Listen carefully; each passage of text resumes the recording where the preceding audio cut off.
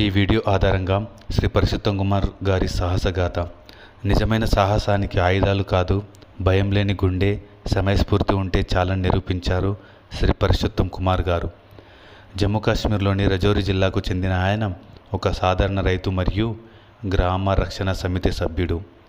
August 5, 2023 నాడు ఆయన తన కుటుంబంతో కలిసి అడవిలో ఉన్న సమయంలో ఆయుధాలు ధరించిన 2 అనుమానాస్పద వ్యక్తులను గమనించారు.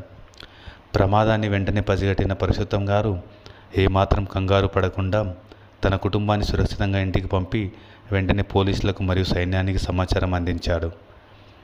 భద్రతా దళాలు ఆ ప్రాంతాన్ని ముట్టడించే లోపే ఆయన తన వ్యక్తిగత భద్రతను పణంగా పెట్టి శత్రువుల కదలికను నిశితంగా గమనిస్తూ వారిని వెంబడించారు. శత్రువులకు అత్యంత సమీపంలోకి వెళ్ళి వారిని ఎదుర్కొంటూ భద్రతా దళాలు వచ్చే వరకు వారిని అక్కడ నిలువరించారు.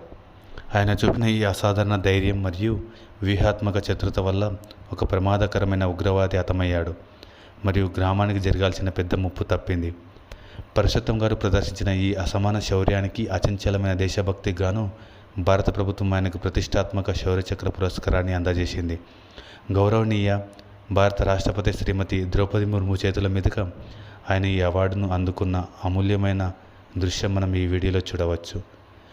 ఈ వీడియో యొక్క సందేశం ఏమిటంటే, సాధారణ మనుషులే అసాధారణమైన పరిస్థితుల్లో దేశాన్ని రక్షించే వీరులుగా మారుతారు. బాధ్యత గల పౌరుడిగా పరశుత్తం గారు చూపిన సమయస్ఫూర్తి, ధైర్యం మనందరికీ ఒక గొప్ప ప్రేరణ. జై హింద్. अद्वितीय सूझबूझ एवं प्रेरक बहादुरी पूर्ण कार्य के लिए उन्हें शौर्य चक्र से सम्मानित किया जाता है। श्री परशोत्तम कुमार